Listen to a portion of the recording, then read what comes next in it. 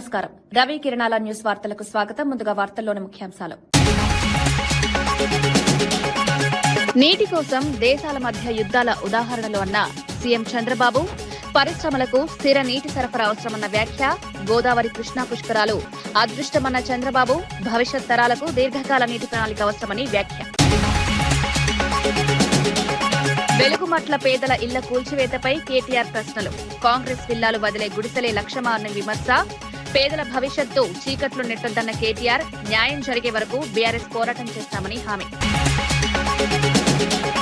మూసీపై BRS BJP ఆరోపణలు అవాస్తవమన్న కాంగ్రెస్, జీవనదికి మురికి కూపంగా మారిందన్న సామ వ్యాఖ్య, మూసీ పునరుద్దరణకు ప్రభుత్వం కట్టుబడి ఉందని వ్యాఖ్య, రాజకీయ లాభాల ప్రచారాన్ని నమ్మొద్దన్న సూచన. లిక్కర్ స్కామ్ లో కఠిన చర్యలు తీసుకోవాలన్న బీజేపీ, అవినీతి వల్ల ఖజానాకు భారీ నష్టం ఆరోపణ, బాధ్యులపై పారదర్శక దర్యాప్తు చేయాలని డిమాండ్, ప్రజల విశ్వాసం కాపాడే చర్యలు అవసరమని స్పష్టం. చర్చకు రాకుండా విమర్శలు చేస్తున్నారన్న మంత్రి పయ్యావుల కేశవ్, సభకు రాకుండా బయట మాట్లాడుతున్నారన్న వ్యాఖ్య, కల్తీ నెయ్యిపై పారదర్శకత చర్చకు సిద్దమన్న ప్రభుత్వం, ప్రజల విశ్వాస అంశంపై సభలో చర్చ అవసరమని వ్యాఖ్య. వెలుగుమట్ల గుడిసెల్లో నివసిస్తున్న వారు ఎస్సీలు, ఎస్టీలు, బీసీలు, మైనార్టీ వర్గాలకు చెందిన అత్యంత పేదలని బీఆర్ఎస్ వర్కింగ్ ప్రెసిడెంట్ కేటీఆర్ పేర్కొన్నారు. పక్కనే కాంగ్రెస్ నాయకుల విల్లాలుండగా కేవలం పేదల ఇళ్లని లక్ష్యంగా చేసుకుని కూల్చివేయడం అన్యాయమని విమర్శించారు. సామాజిక న్యాయం, సమానత్వం పేరుతో అధికారంలోకి వచ్చిన ప్రభుత్వం పేదల కన్నీళ్లు పట్టించుకోకపోవడం దురదృష్టకరమన్నారు. పేదల జీవనాధారమైన గుడిసెలను తొలగించడం వారి భవిష్యత్తును చీకట్లో నెట్టడమేనని వ్యాఖ్యానించారు. వెలుగుమట్ల బాధితులకు పూర్తి న్యాయం జరిగే వరకు బీఆర్ఎస్ పోరాటం కొనసాగిస్తుందని హామీ ఇచ్చారు. ప్రభుత్వ చర్యలు పునరాలోచించి పేదలకు ప్రత్యామ్నాయ వసతి కల్పించాలని డిమాండ్ చేశారు. భూమి ఇందులో చాలా విచిత్రమైన విషయాలు కొన్ని మేము గమనించాం. ఒకటి, 1950వ దశకంలో మరి ఈ భూమిని భూదాన్ బోర్డుకి ఇద్దరు పెద్ద మనుషులు దానం చేస్తే 89 వరకు, అంటే దాదాపు 44-45 ఏళ్ల వరకు ఎలాంటి వివాదం కూడా ఈ భూమిలో లేదు. మరి 89లో ఆనాడు కాంగ్రెస్ ప్రభుత్వం ఉన్నప్పుడు ఏం జరిగిందో తెలియదు కానీ ఒక 30 ఎకరాలు కొంతమంది ప్రైవేటు వ్యక్తులు నకిలీ పత్రాలు సృష్టించి మరి 30 ఎకరాలు తాము స్వాధీనం చేసుకునే ప్రయత్నం చేశారు. ఎందుకంటే మరి భూమి విలువ పెరిగింది, ఖమ్మం పట్టణం విస్తృతం అవుతోంది, ఒక 30 ఎకరాలను మరి వారు తీసుకునే ప్రయత్నం చేశారు. ఆ తర్వాత 2014 ఏప్రిల్లో భూదాన్ బోర్డు ద్వారా 1895 మందికి, అంటే దాదాపు 1900 మందికి మరి 100 గజాల చొప్పున పట్టాలు ఆనాడు భూదాన్ బోర్డు ఇవ్వడం జరిగింది. ఇవాళ మేము అక్కడికి వెళ్తే బాధితులు వెలుగుమట్లలో పట్టాలు చూపెడతా ఉన్నారు. విచిత్రం ఏమంటే ఇవాళ ఆ పట్టాలు ఫ్రాడ్ అని చెప్పి, ఫోర్జరీ అని చెప్పి అధికారులు చెప్తా ఉన్నారు. కానీ ఆ 14లో పట్టాలు ఇస్తే ఎన్నో కేసులు పడ్డాయి హైకోర్టులో. మరి కోర్టుల్లో ఒకవేళ మీరు కనుక ఆ రోజు ఈ డాక్యుమెంట్స్ కరెక్ట్ కాదు, ఫోర్జ్ డాక్యుమెంట్స్, ఫ్రాడ్యులెంట్ డాక్యుమెంట్స్ అని చూపెట్టుంటే ఆ రోజు కోర్టే తీర్పు చెప్పేది. కానీ ఇవాళ మీరు చూసినట్టయితే ఆంధ్రప్రదేశ్ భూదాన యజ్ఞ బోర్డు 23/4/2014 తెలంగాణ రాష్ట్రం ఏర్పడేదానికంటే 2 నెలల ముందే పట్టాలు 1895 మందికి ఇవ్వడం జరిగింది. భూదాన్ బోర్డు స్వయంగా ఆ చైర్మన్ గారు చెప్తున్న మాట, ఇవి సక్రమమైన పట్టాలు, హైకోర్టు కూడా వీటిని ధృవీకరించి మరి మధ్యలో కూడా ఇంటరిమ్ ఆర్డర్స్ కూడా ఇవ్వడం జరిగింది. అక్కడ ఉన్నదంతా ఎస్సీలు, ఎస్టీలు, బీసీలు, మైనారిటీలు, ఎవరు కూడా సంపన్నులు లేరు. పక్కనే విల్లాలు కట్టుకొని విలాసవంతంగా ఉంటున్న కాంగ్రెస్ నాయకుల మాదిరిగా అక్కడ ఎవరు సుసంపన్నులు ఎవరు లేరు.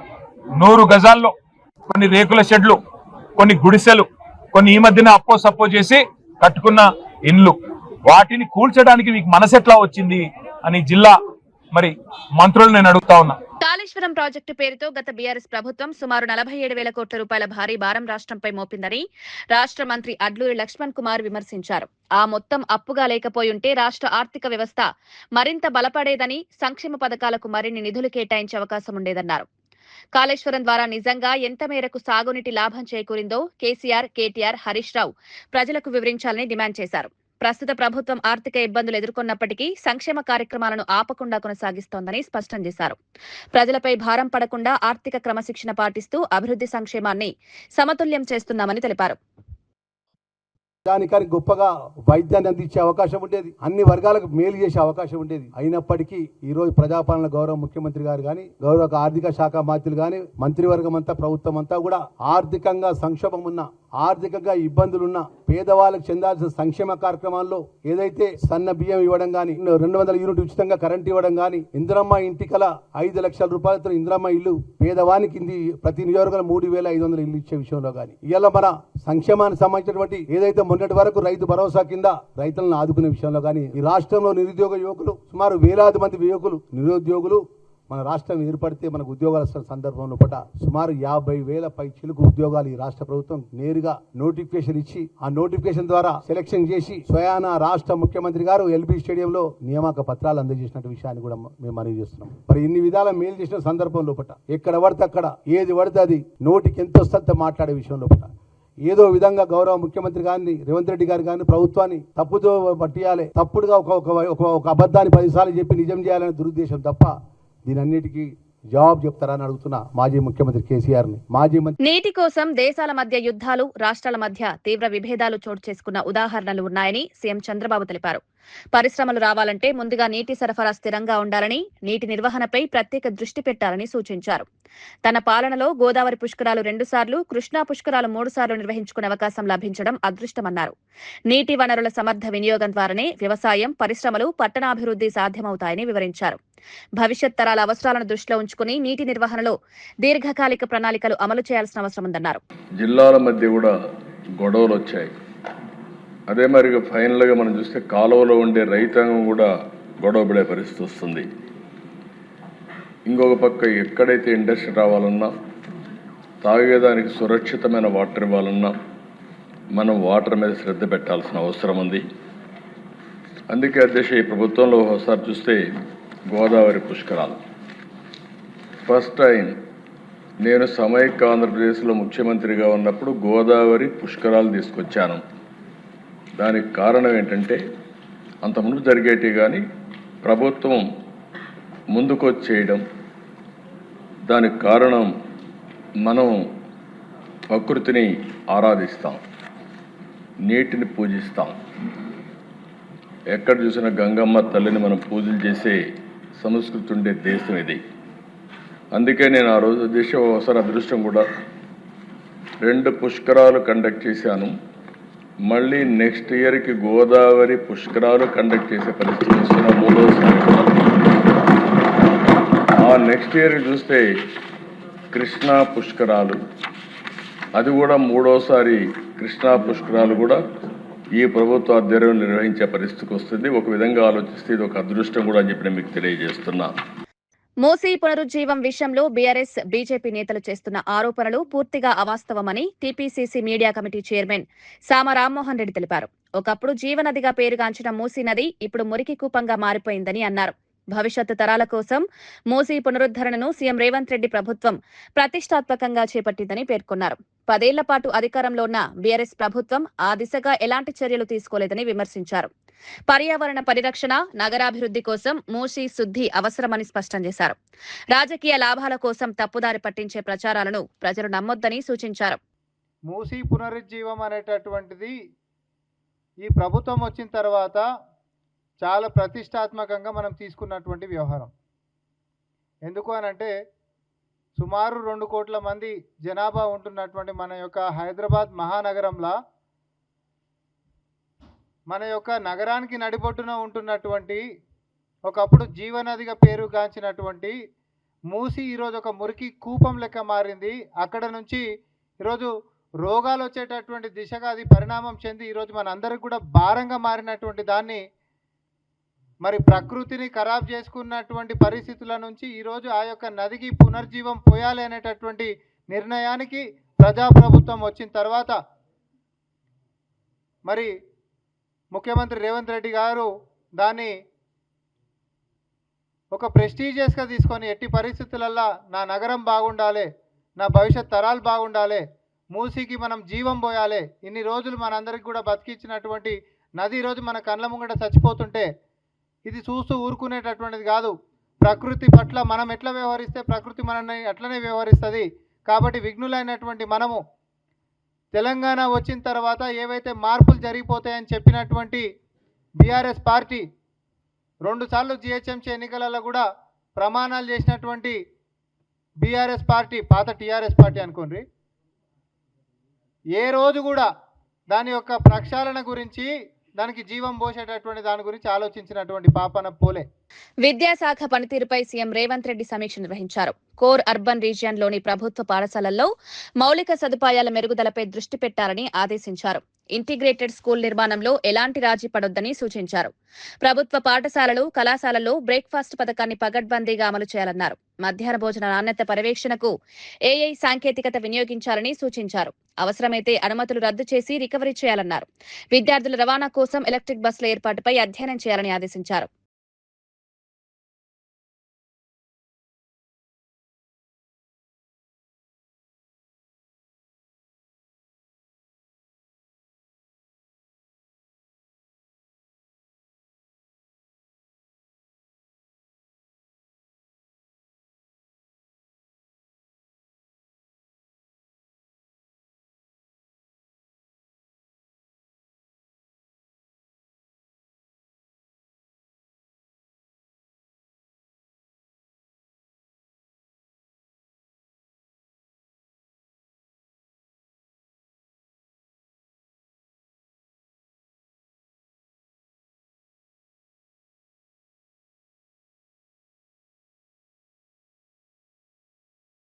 మంచిర్యాల జిల్లా కోర్టులో బాల్క సుమన్ పై నమోదు చేసిన కేసుల విషయంలో తన వాదనలు గట్టిగా వినిపించామని ఆయన తరపు న్యాయవాది లలితారెడ్డి తెలిపారు. పోలీసులు సుప్రీంకోర్టు మార్గదర్శకాలను పాటించలేదని ఆరోపించారు. బెయిల్ పిటిషన్పై విచారణకు ప్రాసిక్యూషన్ ఆటంకాలు సృష్టిస్తోందన్నారు. కస్టడీ పిటిషన్ పెండింగ్ లోనే ఉందనే కారణంతో బెయిల్పై చర్చించడాన్ని వాయిదా వేయడం సరికాదన్నారు. క్యాతనపల్లి ఘటనలో ప్రభుత్వం ప్రజాస్వామ్య విలువలను ఉల్లంఘిస్తోందని విమర్శించారు. కేసులో న్యాయం జరిగే వరకు చట్టపరమైన పోరాటం కొనసాగిస్తామని వెల్లడించారు. అండ్ ప్రాసిక్యూషన్ ఇక్కడ ఉండి ఇంటెన్షనల్లీ బెయిల్ పిటిషన్ లో మేము ఆర్గ్యుమెంట్ చెప్తామని పాస్అవుట్ చేయించి అక్కడ కస్టడీ పిటిషన్ కి రావట్లేదు. ఇక్కడ బెయిల్ పిటిషన్ లో ఏం రాస్తారంటే కస్టడీ పిటిషన్ పెండింగ్ ఉంది కాబట్టి బెయిల్ పిటిషన్ డిస్మిస్ చేయమంటారు. కస్టడీ పిటిషన్ కేమో అక్కడ ఆర్గ్యుమెంట్ చేయడానికి రాదు.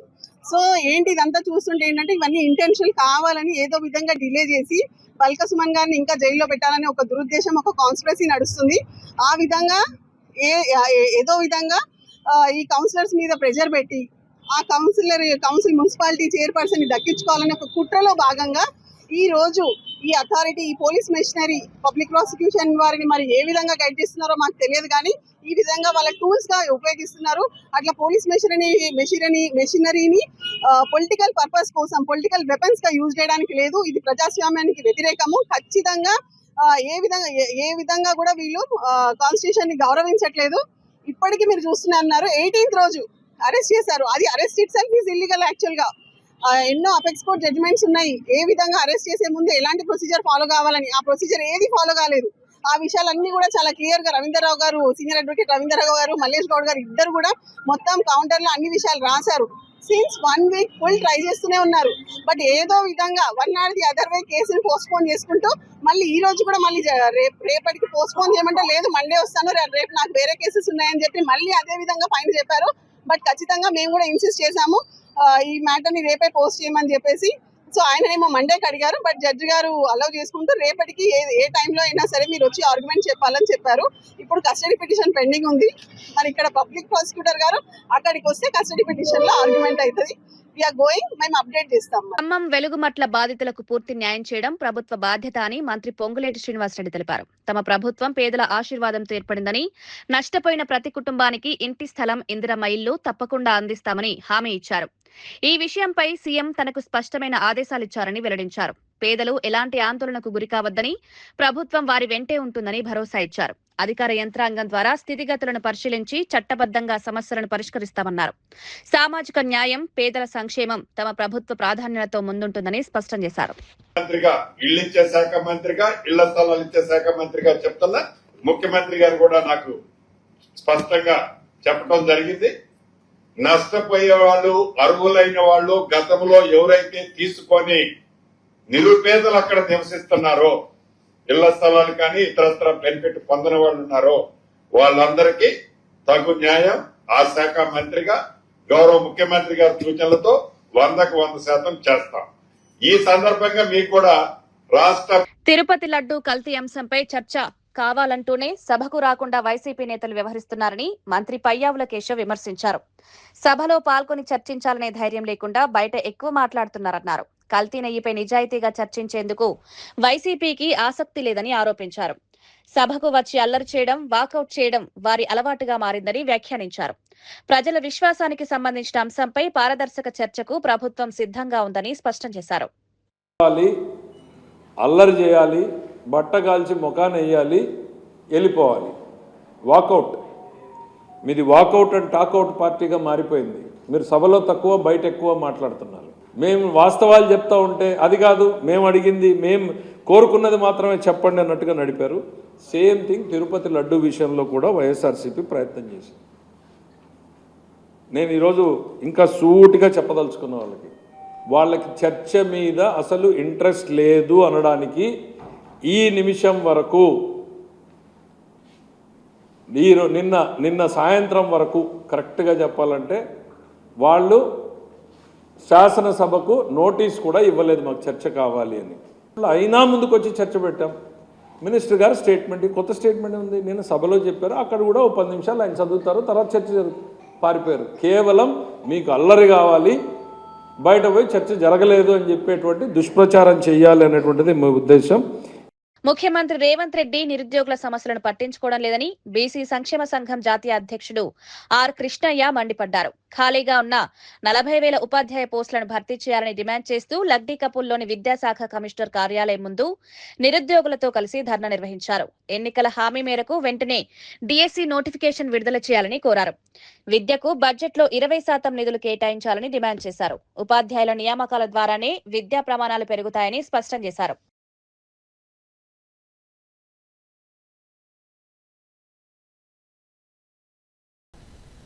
ముఖ్యమంత్రి రేవంత్ రెడ్డి గారు ఈ రోజు ముఖ్యమంత్రి అయ్యిందంటే నిరుద్యోగుల యొక్క కృషి వల్ల ముఖ్యమంత్రి అయ్యాడు. గద్దె నెక్కని తడివే నిరుద్యోగులను మర్చిపోయాడు. 30 నుంచి 40,000 టీచర్ పోస్టులు వేకెంట్, 7 నుంచి 8 లక్షల మంది బీఈడి, డిఈడి, టీటీసీ చేసేటోళ్ళు ఉన్నారు. ఒకప్పుడు ప్రభుత్వ పాఠశాలల్లో 26 నుంచి 28 లక్షల మంది విద్యార్థులు, ఈ రోజు 22కి తగ్గారు.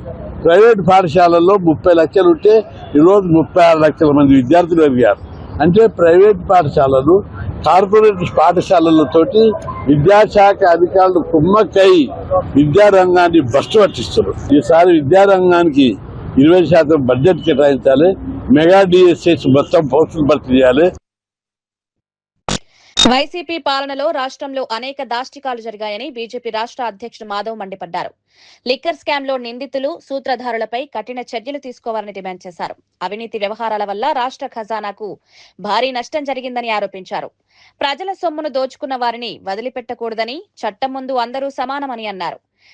కేంద్ర రాష్ట్ర ప్రభుత్వాలను పారదర్శక దర్యాప్తు జరిపి బాధ్యులపై శిక్ష పడేలా చర్యలు తీసుకోవాలని కోరారు. ప్రజల విశ్వాసాన్ని దెబ్బతీసిన ఇలాంటి ఘటనలు పునరావృతం కాకుండా కఠిన చర్యలు అవసరమని స్పష్టం చేశారు.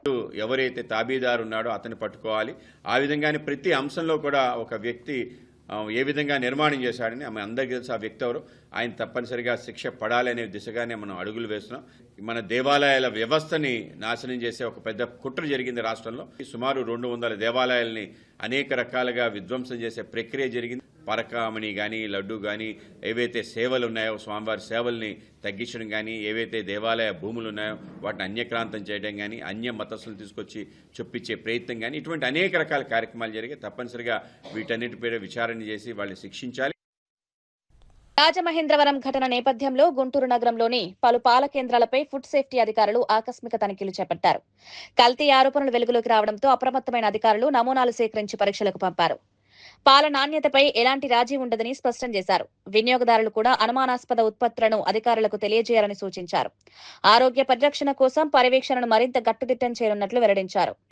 ఇథిలిన్ గ్లైకాల్ వాడుతున్నారా, ప్రొపలిన్ గ్లైకాల్ వాడుతున్నాడా అని తెలుసుకున్న తర్వాతే ఫ్రీజర్ని అలౌ చేస్తాము. మెయిన్ ఏం జరుగుతుందంటే పాలు పల్లెటూరు నుంచి తీసుకొని వచ్చి వీళ్ళు వెన్న తీసి తెల్ల ప్యాకెట్లో ప్యాక్ చేసి అమ్ముతా ఉన్నారు. అది చట్ట విరుద్ధం. వీళ్ళు ఎవరికి ప్యాకింగ్ చేసే లైసెన్స్ లేదు. అలా చేయదలుచుకుంటే ప్యాకింగ్ లైసెన్స్ తీసుకొని లేబుల్ ప్రకారం ఏ ఫ్యాట్ పర్సెంటేజ్ ప్రకారం అమ్ముతున్నారు, ఏ పెరుగు అమ్ముతున్నారని లేబుల్ డిక్లేర్ చేసి అమ్మాలి. అట్లాంటి వాటి మీద కఠిన చర్యలు తీసుకోవడం జరుగుతుంది. మేము అన్ని ప్యారలల్లో కానీ అన్ని సెంటర్లో మ్యానుఫ్యాక్చర్ లెవెల్ నుంచి అన్ని లెవెల్స్లో శాంపిల్ తీయడం జరుగుతూ ఉంది. ఇక్కడ కూడా పాలు పెరుగు శాంపిల్ తీస్తూ ఉన్నాం. ఎనాలిసిస్కి ల్యాబొరేటరీకి పంపించి ఎనాలిసిస్ రిపోర్ట్ వచ్చిన తర్వాత వీళ్ళందరి మీద కఠిన చర్యలు తీసుకుంటాం. కర్నూలు జిల్లా వెల్దుర్తికి చెందిన 11 నెలల చిన్నారి పునర్విక చికిత్సకు సాయం చేసిన మంత్రి నారా లోకేష్ కు తల్లిదండ్రులు కృతజ్ఞతలు తెలిపారు. ఆర్థిక ఇబ్బందులతో చికిత్స కష్టంగా మారిన సమయంలో ప్రభుత్వం నుంచి అందిన సహాయం ప్రాణాధారమైందని పేర్కొన్నారు. చిన్నారి ఆరోగ్యం క్రమంగా మెరుగుపడుతోందని కుటుంబ సభ్యులు తెలిపారు. ప్రజా ప్రతినిధులు స్పందించి సహాయం అందించడం అభినందనీయమన్నారు. మన ఆల్రెడీ మన సరౌండింగ్ ఉన్న మన పార్టీ తరఫున ఇన్ఫర్మేషన్ ముందుకెళ్ళి తీసుకెళ్లి ఇప్పటిదాకా ఎక్కడ చూసింటారు ఇలాంటిది. దగ్గర మన పాప కోసం నారా లోకేష్ గారు దగ్గర 6 కోట్లు అమౌంట్ పాప కోసం ట్రీట్మెంట్ కోసం సాయం చేస్తామని చెప్పి ముందుకు వచ్చారు. దగ్గర 16 కోట్లతో ట్రీట్మెంట్ చేయించబోతున్నాము. త్వరలో ఆ పాపకి ట్రీట్మెంట్ చేయిస్తున్నాం సార్ వాళ్ళ పిఎస్ నాకు ఫోన్ చేసి ఖచ్చితంగా మా వంతు మేము చేయాల్సింది చేస్తాం, మీరేం అధైర్యపడద్దని చెప్పేసి ఇందాక తీసుకొచ్చారు. దానికి ఫస్ట్ రీజన్ గవర్నమెంట్ అలాగే ప్రజలు కూడా. Thank you sir, thank you so much. పాపకి SMA type 1 ఉందనేసి మాకు 5th monthలో తెలిసింది సార్. అంతవరకు బాగానే ఉంది. మేము మాకు కూతురు పుట్టిందని చాలా సంతోషపడ్డాము. కానీ తను మెడల్ నిలబెట్టలేదు. ఎందుకని మంచిది హాస్పిటల్కి వెళ్ళి చూపించుకుందాం అనేసరికి SMA type 1 వచ్చింది. మాకు అందరూ చాలా ₹1 వేసిన వాళ్ళందరికీ కూడా చాలా thank you so much sir. ఇంత ముందుకు తీసుకొచ్చి ప్రజలు గవర్నమెంట్ మమ్మల్ని ఇంతగా ఆదరించినందుకు, మా పాపకు మళ్ళీ లైఫ్ ఇచ్చినందుకు thank you so much sir. క్షేత్రస్థాయి విద్యుత్ అవసరాలను దృష్టిలో ఉంచుకుని కాంట్రాక్ట్ అవుట్సోర్సింగ్ విధానంలో సిబ్బందిని నియమించుకున్నామని మంత్రి గొట్టిపాటి రవికుమార్ వెల్లడించారు. వినియోగదారులకు నిరంతర విద్యుత్ సరఫరా అందించేందుకు ఈ చర్యలు తీసుకుంటున్నట్లు తెలిపారు.